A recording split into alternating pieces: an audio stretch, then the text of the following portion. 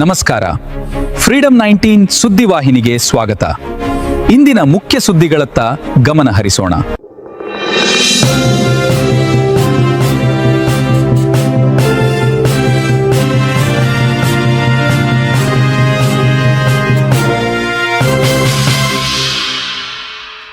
ನಮಸ್ಕಾರ, ನೀವು ನೋಡ್ತಾ ಇದ್ದೀರಾ ಫ್ರೀಡಂ 19 ನ್ಯೂಸ್ ಚಾನೆಲ್.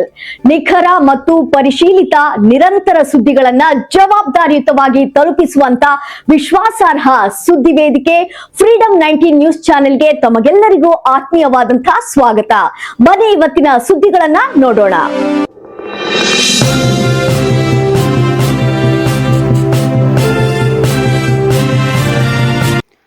ನೀಟ್ ಪ್ರಶ್ನೆ ಪತ್ರಿಕೆ ಸೋರಿಕೆ ಖಂಡಿಸಿ ಹಾಗೂ ಪೆಟ್ರೋಲ್ ಡೀಸೆಲ್ ಬೆಲೆ ಏರಿಕೆ ವಿರೋಧಿಸಿ ಬೆಳಗಾವಿಯ ಜಿಲ್ಲಾ ಯುವ ಕಾಂಗ್ರೆಸ್ ಸಮಿತಿಯಿಂದ ನಗರದಲ್ಲಿ ಭಾರೀ ಪ್ರತಿಭಟನೆ ನಡೆಸಲಾಯಿತು.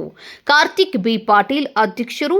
ಬೆಳಗಾವಿಯ ಗ್ರಾಮೀಣ ಯುವ ಕಾಂಗ್ರೆಸ್ ಅವರ ನೇತೃತ್ವದಲ್ಲಿ ನಡೆದ ಪ್ರತಿಭಟನೆಯಲ್ಲಿ ಕಾರ್ಯಕರ್ತರು ಕೇಂದ್ರ ಸರ್ಕಾರದ ವಿರುದ್ಧ ತೀವ್ರ ಆಕ್ರೋಶ ವ್ಯಕ್ತಪಡಿಸಿದರು. ಪ್ರತಿಭಟನೆಯಲ್ಲಿ ಮಾತನಾಡಿದ ನಾಯಕರು, ಬಿಜೆಪಿ ನೇತೃತ್ವದ ಕೇಂದ್ರ ಸರ್ಕಾರದ ಆಡಳಿತದ ವೈಫಲ್ಯ ಮತ್ತು ಭ್ರಷ್ಟಾಚಾರದಿಂದಲೇ ನೀಟ್ ಪ್ರಶ್ನೆ ಪತ್ರಿಕೆ ಸೋರಿಕೆ ಸಂಭವಿಸಿದ್ದು ಸುಮಾರು 22 ಲಕ್ಷಕ್ಕೂ ಹೆಚ್ಚು ವಿದ್ಯಾರ್ಥಿಗಳ ಭವಿಷ್ಯ ಅತಂತ್ರವಾಗಿದೆ ಎಂದು ಆರೋಪಿಸಿದರು. ವಿದ್ಯಾರ್ಥಿಗಳ ಹಲವು ವರ್ಷಗಳ ಕಠಿಣ ಪರಿಶ್ರಮ, ಪೋಷಕರ ಕನಸು ಮತ್ತು ಸಮಯವನ್ನ ಪ್ರಶ್ನೆ ಪತ್ರಿಕೆ ಸೋರಿಕೆ ಮಾಫಿಯಾ ಹಾಳು ಮಾಡಿದೆ.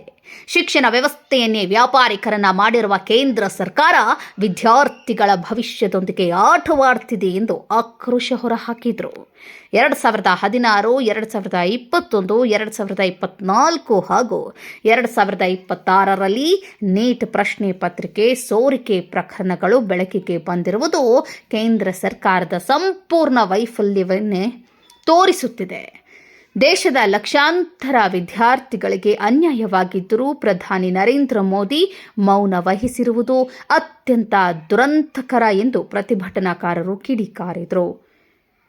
ಪ್ರಶ್ನೆ ಪತ್ರಿಕೆ ಸೋರಿಕೆ ಪ್ರಕರಣದ ನೈತಿಕ ಹೊಣೆ ಹೊತ್ತು ಕೇಂದ್ರ ಶಿಕ್ಷಣ ಸಚಿವ ಧರ್ಮೇಂದ್ರ ಪ್ರಧಾನ್ ಕೂಡಲೇ ದೇಶದ ಜನರ ಕ್ಷಮೆ ಕೇಳಿ ರಾಜೀನಾಮೆ ನೀಡಬೇಕು ಎಂದು ಯುವ ಕಾಂಗ್ರೆಸ್ ಒತ್ತಾಯಿಸಿತು. ಇದೇ ವೇಳೆ ಪೆಟ್ರೋಲ್ ಮತ್ತು ಡೀಸೆಲ್ ದರ ಏರಿಕೆ ವಿರುದ್ಧ ಪ್ರತಿಭಟನಾಕಾರರು ಕೇಂದ್ರ ಸರ್ಕಾರದ ವಿರುದ್ಧ ವಾಗ್ದಾಳಿ ನಡೆಸಿದರು. ದೇಶ ಮತ್ತು ಕರ್ನಾಟಕದ ಇತಿಹಾಸದಲ್ಲಿ ಇಷ್ಟು ಪ್ರಮಾಣದ ಇಂಧನ ಬೆಲೆ ಏರಿಕೆ ಕಂಡಿಲ್ಲ. ಬೆಲೆ ಏರಿಕೆಯಿಂದ ಮಧ್ಯಮ ವರ್ಗ, ಬಡವರು, ರೈತರು, ಕಾರ್ಮಿಕರು, ಗೃಹಿಣಿಯರು ಹಾಗೂ ಸಣ್ಣ ವ್ಯಾಪಾರಿಗಳು ತೀವ್ರ ಸಂಕಷ್ಟಕ್ಕೆ ಸಿಲುಕಿದ್ದಾರೆ ಎಂದು ಆರೋಪಿಸಿದರು. News report Gaus Sanadi, freedom 19 news, Belagavi.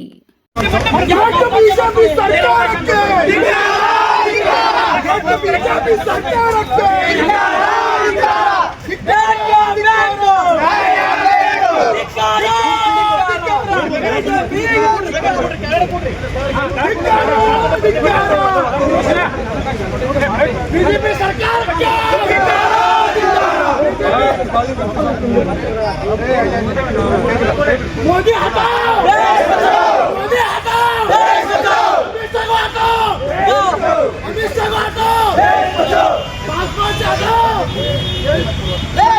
Beko नया बेको नया बेको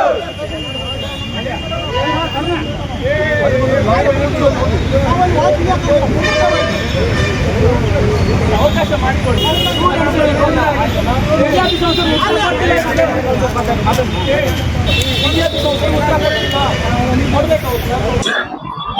ಏನು ನೀಟ್ ಎಕ್ಸಾಮ್ ಪ್ರಶ್ನೆ ಪತ್ರಿಕೆ ಸೋರಿಕೆಯಾಗಿದೆ, ಅದರ ವಿರುದ್ಧ ನಾವು ಜಿಲ್ಲಾ ಯುವ ಕಾಂಗ್ರೆಸ್ ಸಮಿತಿಯಿಂದ ಬಿಜೆಪಿ ನೇತೃತ್ವದ ಕೇಂದ್ರ ಸರ್ಕಾರದ ವಿರುದ್ಧ ಪ್ರತಿಭಟನೆಯನ್ನ ಮಾಡ್ತಾ ಇದ್ದೇವೆ. ಇವತ್ತು ಏನು ಒಂದು ಪ್ರಶ್ನೆ ಪತ್ರಿಕೆ ಸೋರಿಕೆ ಆಗಿದೆ, ಅದರಿಂದ ಸುಮಾರು 22 ಲಕ್ಷ ವಿದ್ಯಾರ್ಥಿಗಳ ಭವಿಷ್ಯ ಅತಂತ್ರ ಆಗಿದೆ. ಸಾಕಷ್ಟು ಜನ ಆತ್ಮಹತ್ಯೆಯನ್ನ ಮಾಡಿಕೊಂಡಿದ್ದಾರೆ.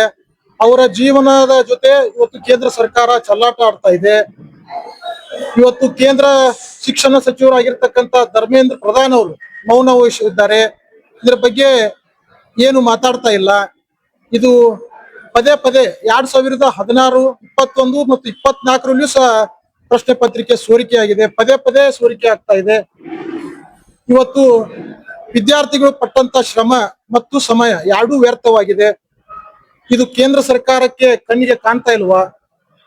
ಇವತ್ತು ವಿದ್ಯಾರ್ಥಿಗಳ ಭವಿಷ್ಯ ಜೊತೆ ಆಟ ಆಡ್ತಾ ಇದೆ. ಅವರ ಭವಿಷ್ಯ ಅತಂತ್ರವಾಗಿದೆ. ಅದನ್ನ ವಿರೋಧಿಸಿ ಪ್ರಶ್ನೆ ಪತ್ರಿಕೆಯನ್ನ ಏನು ಸೋರಿಕೆ ಆಗಿದೆ ಅದರ ವಿರೋಧಿಸಿ ನಾವು ಜಿಲ್ಲಾ ಯುವ ಕಾಂಗ್ರೆಸ್ ಸಮಿತಿಯಿಂದ ಇವತ್ತು ಮಾನ್ಯ ಲೋಕಸಭಾ ಸದಸ್ಯರಾಗಿರ್ತಕ್ಕಂಥ ಜಗದೀಶ್ ಶೆಟ್ಟರ್ ಅವರ ಕಚೇರಿಗೆ ಮುತ್ತಿಗೆ ಹಾಕುವಂತ ಪ್ರತಿಭಟನೆಯನ್ನ ನಾವು ಮಾಡಿದ್ದೇವೆ. ಇಂದಿನ ಪ್ರಮುಖ ಸುದ್ದಿಗಳು. ಕರ್ನಾಟಕದ ಪ್ರತಿಯೊಂದು ಮೂಲೆಗೂ ನಿಖರ ಮತ್ತು ಪರಿಶೀಲಿತ ಮಾಹಿತಿಯನ್ನು ಜವಾಬ್ದಾರಿಯುತವಾಗಿ ತಲುಪಿಸುವಂತ ಪ್ರಯತ್ನದಲ್ಲಿ ನಾವು ಸದಾ ನಿಮ್ಮ ಜೊತೆ. ಫ್ರೀಡಂ 19 ನ್ಯೂಸ್ ಚಾನೆಲ್ನ ವೀಕ್ಷಕರಿಗೆ ಧನ್ಯವಾದಗಳು. ಮತ್ತೆ ಭೇಟಿಯಾಗೋಣ ಮುಂದಿನ ಸುದ್ದಿಗಳೊಂದಿಗೆ. ನಮಸ್ಕಾರ.